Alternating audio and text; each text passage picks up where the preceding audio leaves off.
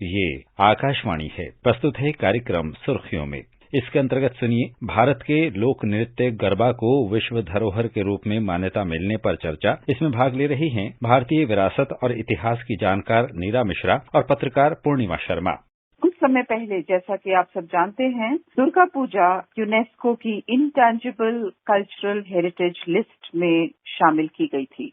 हमारे लिए बहुत ही गौरव की बात है कि हमारे गुजरात प्रदेश का प्रसिद्ध गरबा नृत्य इस लिस्ट में शामिल किया जा रहा है। नीरा मिश्रा जी, आपकी इस विषय में क्या राय है? ये बहुत ही हर्ष की बात है, क्योंकि हमारे देश में विभिन्न प्रांतों में जो धरोहर है, जिनको हम टेंजिबल और इनटेंजिबल कहते हैं, उनमें गरबा एक बहुत ही महत्वपूर्ण सालाना पर्व है गुजरात का, जिसमें कि पूरा गुजरात एक उत्सव की तरह नाच उठता है। और न सिर्फ गुजरात, पूरे देश में गरबा का एक महत्व फैला हुआ है। और ऐसी धरोहर को अगर हमें विश्व में मान्यता मिलती है तो सचमुच ही ये बहुत गौरव की बात है हमारे लिए। वैसे तो लगभग हर त्योहार पर लोग गरबा करते हैं, लेकिन इसके रंग नवरात्रि समय में देखने को ही मिलते हैं और ये हर शहर में देखा जाता है।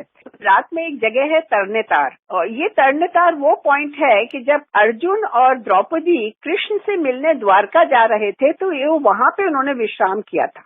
और उस जगह हर साल एक बहुत बड़ा उत्सव मनाया जाता है, तरनेतार उत्सव, और वहां पे भी गरबा की एक बहुत बड़ी महत्व है। जैसे आपने कहा कि ये ज्यादातर नवरात्रि के समय 9 दिन जब हम मातृ शक्ति को सेलिब्रेट करते हैं, मातृ शक्ति की जो हमारी परंपरा है, नारी शक्ति की या कन्या पूज की, इन सब चीज को जब हम लोग मान्यता देते हैं, उस समय सारी नारियां निकल के आती हैं और अब बहुत रंग बिरंगे ड्रेस पहन के और वो नाचती हैं। तो एक कहते हैं कि पूरा वातावरण में एक शक्ति जागती है, एक पॉजिटिविटी, एक ऊर्जा फैलती है। आपको एक और बात बताऊं कि गरबा की जो पॉपुलैरिटी है वो हर कॉलेज में पहुंची है। तो गरबा इतना पॉपुलर है, और ऐसी इंटेंजिबल हेरिटेज को हम लोग यूनेस्को में इसको प्रिजर्व कराना चाहते हैं। हमारा मकसद यही है कि ये हमारी महत्वपूर्ण धरोहर है, इसको हमेशा हमेशा के लिए मानचित्र पे पूरी दुनिया में इसको बैठाया जाए कि ये हमारे लिए कितनी महत्वपूर्ण थी।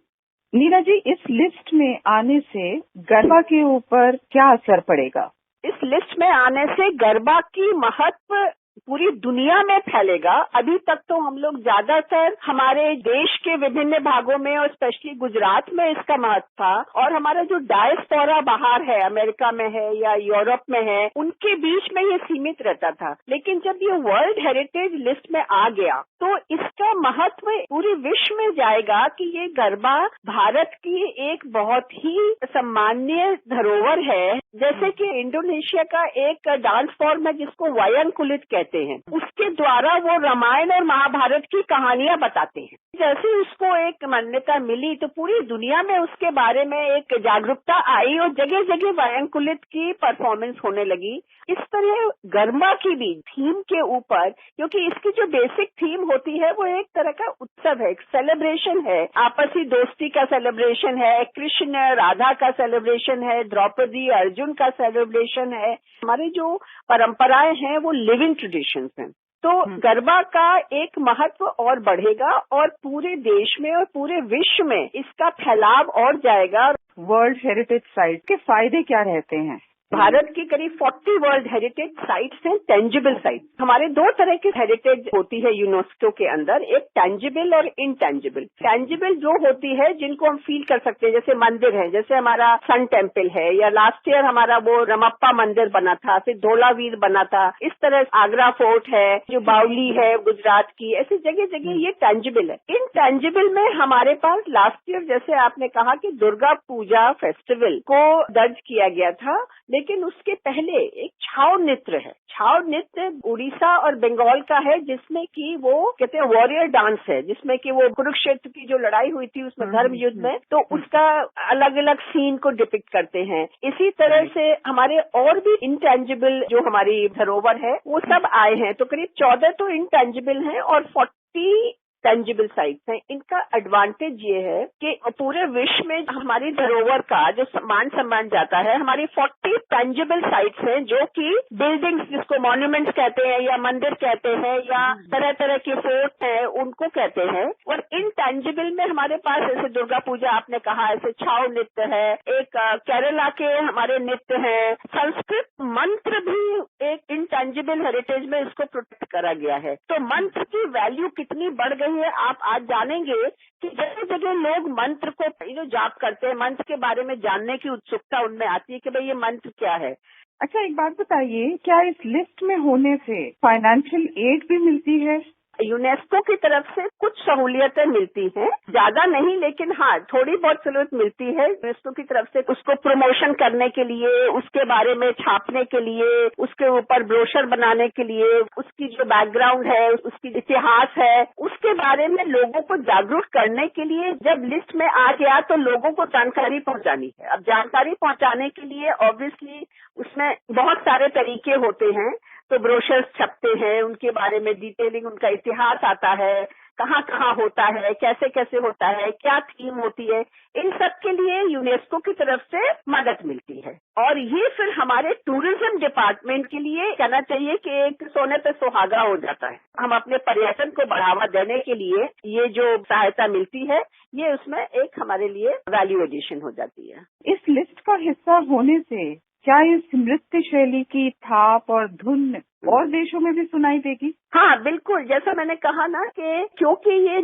दुनिया की लिस्ट में आया है ना, गुजरात से फिर ये पूरे देश में फैला, लेकिन अब इसके आने से पूरे विश्व में इसका मान सम्मान नाम फैला है। तो ऑब्वियसली इसका प्रचार और इसकी महत्व पूरे विश्व में फैलेगा। तो अभी तक विश्व में जैसे मैंने पहले कहा कि हमारे जो डायस्पोरा थे, इंडियंस जो अमेरिका में रह रहे थे, गुजरात यूरोप में रह रहे थे, उन्हीं तक सीमित रहता था। दिवाली के समय इन लोग अपने नृत्य करते थे, लेकिन अब क्योंकि ये वर्ल्ड हेरिटेज लिस्ट में आ चुका है तो दुनिया के हर एक जगह जाके हम लोग इसके बारे में, हमारी जो पर्यटन विभाग है इसके बारे में प्रचार करेगा और लोगों में उत्सुकता जागेगी कि भाई हम जानना चाहते हैं कि भारत का ये कौन सा खास नृत्य है जिसके बारे में यूनेस्को ने इसको एक संरक्षण दिया है।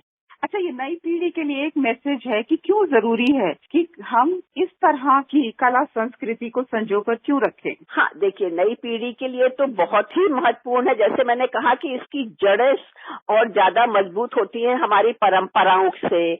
हमारे जो देश के तरह तरह के त्योहार हैं, उनके रीति रिवाज की क्या महत्व है, ये आज की पीढ़ी को समझाना भी बहुत जरूरी है। तो जब world heritage site, intangible heritage में इसका नाम आएगा तो आज का युवा भी जागरूक होगा और उसको लगेगा कि देखो हमारे देश की धरोहर को पूरी दुनिया में सम्मान मिल रहा है, तो मैं भी जानूं कि ये है क्या और मैं भी इसका प्रचार करूं और मैं भी इसको अपने जीवन में अपनाऊं। हमारे यहाँ कोई अगर पर्व होता है, हमारे यहाँ कोई भी तरह के फेस्टिवल होते हैं, उसमें हम लोग इसको गरबा को शामिल करते हैं। तो युवाओं में तो एक तरह की बहुत अच्छी लहर जाएगी और कॉम्पिटिशन्स, गरबा के तरह तरह के कॉम्पिटिशन्स भी होते हैं। तो युवा के लिए तो ये बहुत ही एक महत्वपूर्ण कहना चाहिए यूनेस्को का ये जो प्रयास है या हमारे देश का प्रयास है कि यूनेस्को के द्वारा इसको वर्ल्ड इंटेंजिबल हेरिटेज में लाया जाए। हम अपने युवाओं को एक संदेश दे रहे हैं कि अपनी धरोहर को पहचानो, अपने धरोहर के बारे में जानो और इसका प्रचार करो और इसको अपनाओ। मीरा जी, बहुत बहुत धन्यवाद, बहुत अच्छा लगा बात करके। Thank you.